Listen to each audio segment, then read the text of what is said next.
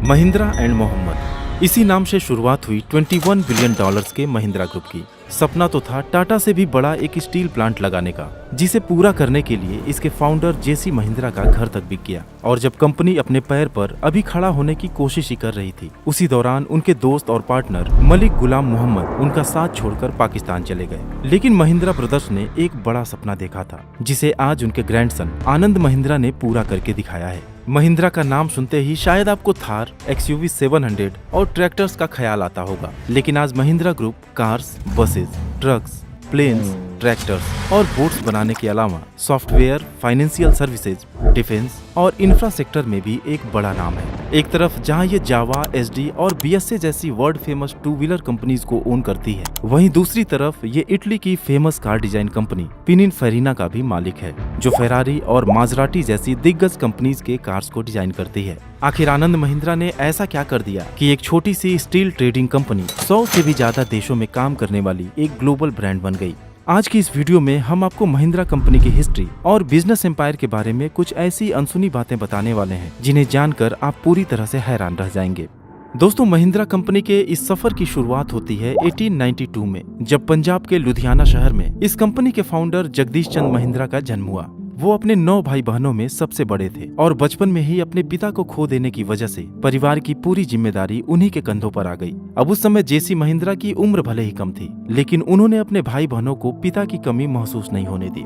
अंग्रेजों का राज था और एक आम इंडियन के लिए अच्छी शिक्षा पाना बहुत ही ज्यादा मुश्किल, लेकिन उस दौर में भी जेसी महिंद्रा ने पढ़ाई लिखाई के महत्व को अच्छी तरह समझ लिया था। इसलिए उन्होंने VJTI से अपनी इंजीनियरिंग की पढ़ाई कंप्लीट की और अपने छोटे भाई कैलाश चंद महिंद्रा को हायर एजुकेशन के लिए कैम्ब्रिज यूनिवर्सिटी भेज दिए। फिर पढ़ाई पूरी होने के बाद जेसी महिंद्रा को टाटा स्टील में सीनियर सेल्स मैनेजर के पद पर एक अच्छी जॉब मिल गई और वहां साल 1929 से 1940 तक उन्होंने काफी शिद्दत से काम किया, जिसका नतीजा ये हुआ कि सेकेंड वर्ल्ड वॉर के दौरान सरकार ने उन्हें भारत का पहला स्टील कंट्रोलर नियुक्त कर दिया। और बात अगर उनके छोटे भाई कैलाश चंद महिंद्रा यानी केसी महिंद्रा की करें, तो कैम्ब्रिज में पढ़ाई पूरी होने के बाद वह कुछ सालों तक अमेरिका में ही जॉब किए और 1942 में उन्हें अमेरिका के अंदर इंडियन परचेजिंग मिशन का हेड बना दिया गया। और फिर 1945 में जब वह वापस लौटकर इंडिया आए, तो सरकार ने उन्हें इंडियन कोल फील्ड्स कमेटी और ऑटोमोबाइल एंड ट्रैक्टर पैनल का चेयरमैन बना दिया। हालांकि उसके बाद भी महिंद्रा ब्रदर्स को कई सरकारी और निजी संस्थाओं में काफी बड़े बड़े पद ऑफर हुए, लेकिन अब उनकी सोच बदलने लगी थी।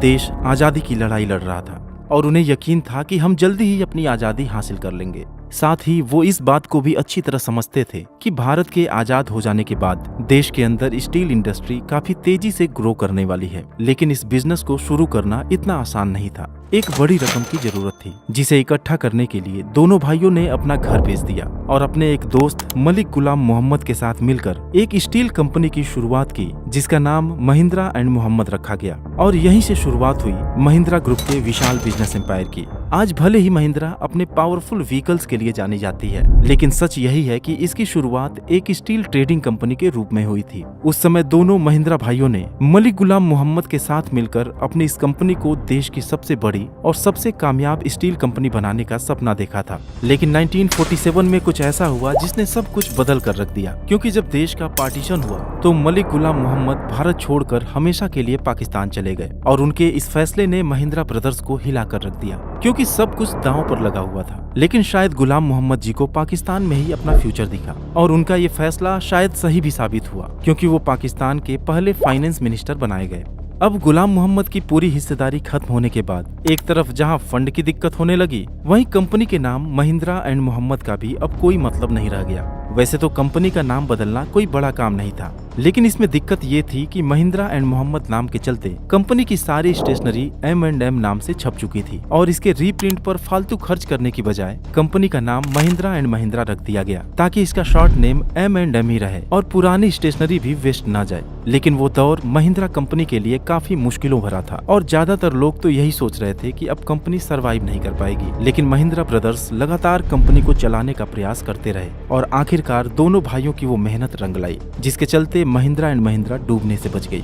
अब यूं तो महिंद्रा कंपनी स्टील इंडस्ट्री के अंदर ठीक ठाक बिजनेस कर रही थी, लेकिन अब कुछ ऐसा करने का इरादा था जो उनसे पहले भारत में किसी और कंपनी ने ना किया हो, और यहीं पर केसी महिंद्रा के विदेश में रहने का एक्सपीरियंस काम आया। दरअसल केसी महिंद्रा अमेरिका की सड़कों पर जीप को देखकर काफी इंप्रेस हुए थे और वे इंडिया में भी इसको लाना चाहते थे। बस फिर क्या था, महिंद्रा ने साल 1947 में विलीज कंपनी से बात की और एक कॉन्ट्रैक्ट के तहत वो विलीज जीप्स को इंडिया में ही असेंबल करके बेचने लगे। चूंकि ये जीप सेकेंड वर्ल्ड वॉर के दौरान मिलिट्री के लिए डिजाइन की गई थी, इसलिए इसकी मजबूत बनावट और हाई ग्राउंड क्लियरेंस उस समय भारत की खराब सड़कों के लिए बिल्कुल परफेक्ट थी। इसलिए लोगों के बीच ये जीप काफी पॉपुलर हो गई और धीरे धीरे महिंद्रा की इमेज एक ऑटोमोटिव कंपनी के रूप में बनने लगी। फिर साल 1951 में जेसी महिंद्रा और 1963 में केसी महिंद्रा की जब डेथ हुई, तब महिंद्रा एंड महिंद्रा अपने देश की एक सक्सेसफुल कंपनी बन चुकी थी, जिसके बाद इस कंपनी की बागडोर केसी महिंद्रा के बेटे केशव महिंद्रा को सौंपी गई। हालांकि अमेरिका की पेंसिल्वेनिया यूनिवर्सिटी से पढ़ाई के बाद साल 1947 से ही वो अपने पिता की हेल्प करने लगे थे, लेकिन जब कंपनी की पूरी जिम्मेदारी उनके कंधों पर आई, तब वह बिजनेस को अपने हिसाब से डाइवर्सिफाई करने लगे, जिसकी शुरुआत उन्होंने ट्रैक्टर बिजनेस से की। दरअसल जीप मैन्युफैक्चरिंग की सक्सेस से महिंद्रा ग्रुप का झुकाव ऑटोमोटिव सेक्टर की तरफ कुछ ज्यादा ही होने लगा और साल 1963 में अमेरिका की इंटरनेशनल हार्वेस्टर कंपनी के साथ एक ज्वाइंट वेंचर में महिंद्रा ने B275 ट्रैक्टर को लॉन्च किया और इसके अलावा तमाम तरह के फार्मिंग इक्विपमेंट्स भी बनाने लगे। लेकिन गौर करने वाली एक बात और भी है कि उसी दौरान महिंद्रा परिवार में वो चिराग भी जल चुका था, जिसकी रोशनी में महिंद्रा ग्रुप का रेवेन्यू 80 गुना से भी ज्यादा बढ़ने वाला था। जी हाँ दोस्तों, जेसी महिंद्रा के बेटे हरीश महिंद्रा के घर आनंद महिंद्रा का जन्म हो चुका था और वो अपनी शुरुआती पढ़ाई के लिए ऊटी के फेमस लॉरेंस स्कूल जा चुके थे। खैर, उनकी बात आगे हम डिटेल में करेंगे। केशव महिंद्रा के लिए बिजनेस को डाइवर्सिफाई करना एक बड़ा चैलेंज था, क्योंकि 60s में गवर्नमेंट के रेगुलेशंस और लाइसेंस राज की वजह से अपने मुताबिक काम करना पॉसिबल ही नहीं था। यहाँ तक कि कितने जीप और ट्रैक्टर्स का प्रोडक्शन करना है, ये भी गवर्नमेंट ही डिसाइड करती थी। लेकिन ऐसे चैलेंजिंग माहौल में भी उन्होंने कंपनी के ग्रोथ को बरकरार रखा और 80s के दशक में महिंद्रा ने अपने बिजनेस को भारत के बाहर भी एक्सपेंड करना शुरू कर दिया। साल 1986 में टेक महिंद्रा की शुरुआत हुई, जो आज महिंद्रा की दूसरी सबसे बड़ी फ्लैगशिप कंपनी होने के साथ ही इंडिया के टॉप 5 IT कंपनीज में अपनी जगह रखती है। और फिर आया 90s का वो दशक जब महिंद्रा ने हॉस्पिटैलिटी और टूरिज्म जैसे बिल्कुल नए स्पेस में एंटर किया और 96 में क्लब महिंद्रा हॉलीडेज की शुरुआत की गई। दरअसल केशव महिंद्रा जी 40 इयर्स की एज में कंपनी के चेयरपर्सन बनाए गए और साल 2012 तक, यानी कि अगले 48 इयर्स तक वो इस पद पर बने रहे। दोस्तों, अब शायद आपको ऐसा लग रहा होगा कि महिंद्रा कंपनी में जो कुछ भी अच्छा हुआ वो सब कुछ तो केशव महिंद्रा जी के समय में ही हो गया था, तो फिर आनंद महिंद्रा ने किया ही क्या? बहुत कुछ किया दोस्तों, वरना महिंद्रा ग्रुप आज जैसी है वैसी नहीं रहती।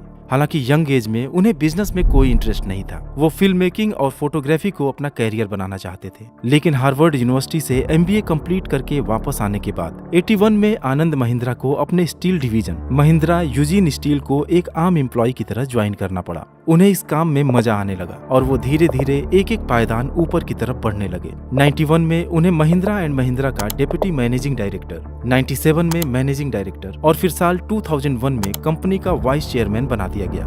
फिर अगस्त 2012 वो समय आया जब उनके अंकल केशव महिंद्रा ने चेयरमैन पद की जिम्मेदारी उन्हें सौंप दी। असल में लिबरलाइजेशन से पहले, या यूं कहें कि आनंद महिंद्रा के एक होल्डिंग पोजीशन पर पहुंचने से पहले, महिंद्रा कंपनी ने अपने बिजनेस को अलग अलग सेक्टर्स में डाइवर्सिफाई तो कर लिया था, लेकिन उनके ज्यादातर बिजनेसेस किसी विदेशी कंपनी के रहम पर चल रही थी। विलीज के लाइसेंस पर वो जीप बेच रहे थे, इंटरनेशनल हार्वेस्टर के साथ जेवी में वो ट्रैक्टर बना रहे थे, यहाँ तक कि उनकी IT फर्म टेक महिंद्रा भी ब्रिटिश टेलीकॉम के साथ कोलैबोरेशन में काम कर रही थी। अपना कुछ भी नहीं था, जिससे कंपनी का रेवेन्यू और प्रॉफिटेबिलिटी बहुत ही ज्यादा कम थी। लेकिन आनंद महिंद्रा का अंदाज ही अलग है। उनके अंदर गजब का कॉन्फिडेंस है। उन्हें किसी के सहारे पर कंपनी को आगे नहीं ले जाना था। उनके अग्रेसिव डिसीजंस और फ्यूचर ओरिएंटेड अप्रोच की वजह से ही 91 में जिस महिंद्रा ग्रुप का कुल रेवेन्यू जहां 1520 करोड़ रुपए था, वो आज बढ़कर 1.22 लाख करोड़ से भी ऊपर पहुंच गया है। लेकिन ये चमत्कार हुआ कैसे? आइए इसके पीछे की कहानी को भी जानते हैं। दरअसल 90s में सुजुकी, हुंडई और जनरल मोटर्स जैसे ब्रांड्स के इंडिया में आने से मार्केट में लोगों के पास टाटा और महिंद्रा के अलावा कई और भी बेहतर ऑप्शंस आ गए, जो गुड लुकिंग होने के साथ ही फ्यूल एफिशिएंट भी थे। लेकिन महिंद्रा अपनी वही पुरानी जीप में कुछ चेंजेस करके अरमाडा, मार्शल और अरमाडा ग्रैंड जैसी गाड़ियां लॉन्च करती रही, जिसमें लोगों की दिलचस्पी कम होती गई। हालांकि कुछ नए प्रोडक्ट्स भी लाने की कोशिश की गई, जैसे फोर्ड के साथ मिलकर फोर्ड एस्कॉर्ट सेडॉन को लॉन्च किया गया, जो बुरी तरह से फ्लॉप हो गई। तब आनंद महिंद्रा ने जिंदगी का सबसे बड़ा रिस्क लेने का फैसला किया। साल 1993 उन्होंने अपनी R&D टीम को रिस्ट्रक्चर करके पवन गोयनका जी को अपनी टीम में शामिल किया, जो उस समय जनरल मोटर्स में इंजन टेक्नोलॉजी के स्पेशलिस्ट माने जाते थे। आनंद महिंद्रा के दिमाग में क्या चल रहा था यह अंदाजा किसी को भी नहीं था। उन्होंने एक इमरजेंसी मीटिंग बुलाई और जब पवन गोयनका से बिल्कुल नए प्लेटफॉर्म पर एक इंडियन कॉम्पैक्ट SUV डिजाइन करने का खर्च पूछा तो उनके पैरों तले जमीन खिसक गई। 1000 करोड़ की जरूरत थी, जो महिंद्रा ग्रुप के 4 साल के प्रॉफिट से भी ज्यादा थी। लेकिन पीछे हटना आनंद जी ने सीखा ही नहीं है। उन्होंने कुछ खर्चों में कटौती करके इस प्रोजेक्ट को 550 करोड़ के बजट में आगे बढ़ाने का ऑर्डर दे दिया और इस तरह साल 2002 में महिंद्रा की किस्मत बदलने वाला कॉम्पैक्ट SUV स्कॉर्पियो को लॉन्च किया गया, जबकि इसके 2 साल पहले ही इन हाउस इंजन के साथ बोलेरो को भी मार्केट में उतार दिया गया था और फिर बोलेरो और स्कॉर्पियो की इस जोड़ी ने इंडियन मार्केट में धूम मचा दिया और फिर XUV 300, XUV 500, XUV 700 और थार जैसी दमदार गाड़ियों ने महिंद्रा को मानो पंख ही लगा दिया। और दोस्तों आपको पता ही है, आज भी ये सारी गाड़ियां इंडिया की टॉप सेलिंग कार्स में शुमार हैं। इसके अलावा महिंद्रा की डिफेंस व्हीकल्स पर आज इंडिया ही नहीं बल्कि दुनिया के तमाम देश भरोसा करते हैं। स्कॉर्पियो की सफलता के बाद आनंद महिंद्रा ने तेजी से विदेशी कंपनीज को एक्वायर करना शुरू किया। गुजरात ट्रैक्टर्स और पंजाब ट्रैक्टर्स को अपने में मर्ज करके साल 2010 में महिंद्रा दुनिया की नंबर 1 ट्रैक्टर निर्माता कंपनी बन गई। काइनेटिक मोटर्स, रेवा इलेक्ट्रिक और यूके की लीजेंडरी बाइक कंपनीज जावा, SD और BSA मोटरसाइकिल्स, इन सब पर आज महिंद्रा का ही कब्जा है। ये लिस्ट काफी लंबी है दोस्तों। साउथ कोरिया की सैंगयोंग और इटली की फेमस कार डिजाइन कंपनी पिनिनफरीना में कंट्रोलिंग स्टेक लेकर महिंद्रा ने दुनिया को हैरान कर दिया था। ये वही पिनिनफरीना है जिसने 20 करोड़ रुपए की कीमत वाली इलेक्ट्रिक हाइपर कार पिनिनफरीना बत्तीस्ता को बनाया है। इसके अलावा आज महिंद्रा के पास 2 वर्ल्ड क्लास रेसिंग टीम भी मौजूद है। आज महिंद्रा के टोटल रेवेन्यू का 50% हिस्सा अकेले उसके ऑटोमोटिव डिवीजन से ही आता है। बाकी 31% टेक महिंद्रा और लगभग 9% रेवेन्यू फाइनेंशियल सर्विसेज जनरेट करता है। तो दोस्तों अब तक आप महिंद्रा कंपनी के इतिहास और बिजनेस एम्पायर के बारे में काफी कुछ जान गए होंगे, लेकिन अगर पर्सनली आनंद महिंद्रा की बात करें तो वह समय के साथ चलने वाले एक ऐसे कॉर्पोरेट लीडर हैं जिन्होंने लोगों की जरूरतों के हिसाब से अपने प्रोडक्ट को अपडेट किया है। सोशल मीडिया प्लेटफॉर्म X पर काफी एक्टिव रहने से वो हमेशा सुर्खियों में बने रहते हैं और अपने बिजी शेड्यूल से कुछ समय निकालकर वो मुंबई में हर साल महिंद्रा ब्लूज फेस्टिवल का आयोजन करते हैं। शायद फिल्म मेकिंग और फोटोग्राफी के लिए उनका प्यार अभी भी बरकरार है। उनकी वाइफ अनुराधा एक जर्नलिस्ट थी जो अब एक famous luxury and lifestyle magazine verb की एडिटर हैं। आनंद महिंद्रा ने 1996 में नन्ही कली नाम से एक प्रोजेक्ट की शुरुआत की थी, जिसके जरिए वो 5 लाख से भी ज्यादा गरीब लड़कियों की पढ़ाई में मदद कर चुके हैं। इंडियन बिजनेस इंडस्ट्री में उनके योगदान को देखते हुए भारत सरकार ने साल 2020 में उन्हें पद्म भूषण से भी सम्मानित किया था। बाकी दोस्तों हमारी आज की इस वीडियो में बस इतना ही। उम्मीद है कि आपको कुछ नई जानकारी मिली होगी। Thanks for watching.